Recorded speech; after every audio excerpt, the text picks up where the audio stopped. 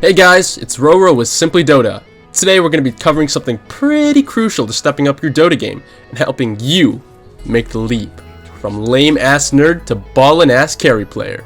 And that something is decision making. Decision making is essentially, well, it's pretty straightforward. It's making decisions, but the way we're going to be looking at it today is in a much more methodical and formulaic way. Hopefully by the end of this video you're going to be able to systematically make decisions at the snap of your fingers, with some practice of course. And yes, that was me trying to snap my fingers, and that was a pretty pitiful attempt.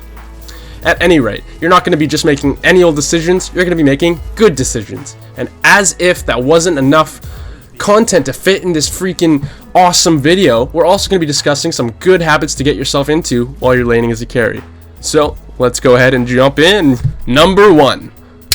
Creep blocking. For God's sakes, just block your creeps. The first wave of the game will dictate where and when the creep equilibrium will be created and where they will meet.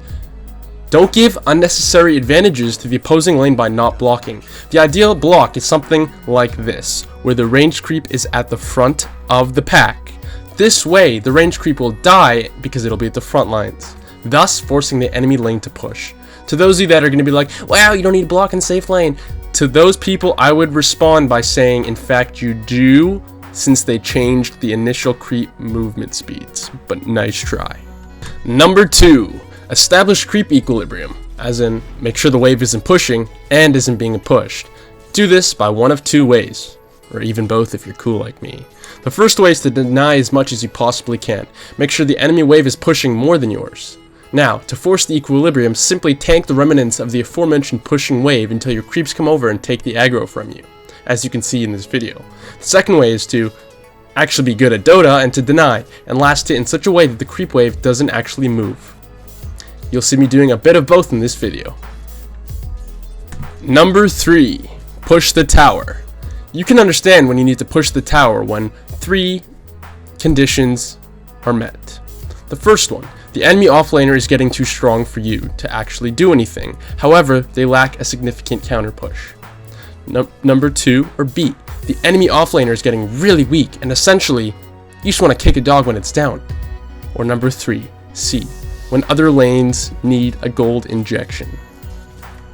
Number 4, I'm going to call this one, nobody does this for some reason, and my hands are doing air quotes. Once you get the tower, make sure you keep static farming.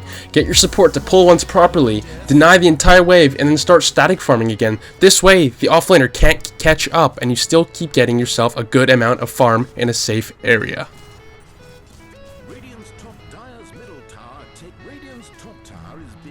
Number 5, decision making. I'd like to tell you guys about the Simply Dota patented color threat scheme technology. First, address who in the game is a danger to you and what they can do to you in a team fight. Danger doesn't have to necessarily mean that they can kill you. Instead, danger means that they stop you from doing your job. And sometimes that can and will include killing you, but not all the time. Next, identify why they can. For example, the Doom can doom me and his team can jump in for a good old gang beating. Next, ask yourself, am I in a position to do anything to help? Well, yes, I can. I'm a Medusa with a TP, and my ultimate is ready. So put a checklist beside that one. Last but not least, ask yourself if the positioning is conducive to a good engagement on your behalf.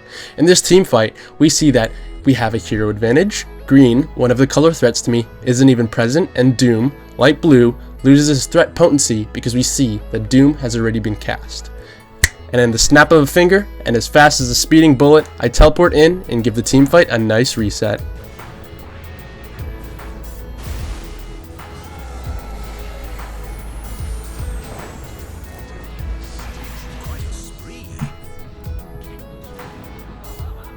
Thanks for watching guys, this was Roro with Simply Dota. If you're interested in watching some more cool, original, and compelling educational Dota 2 content, head over to youtube.com/simplydota.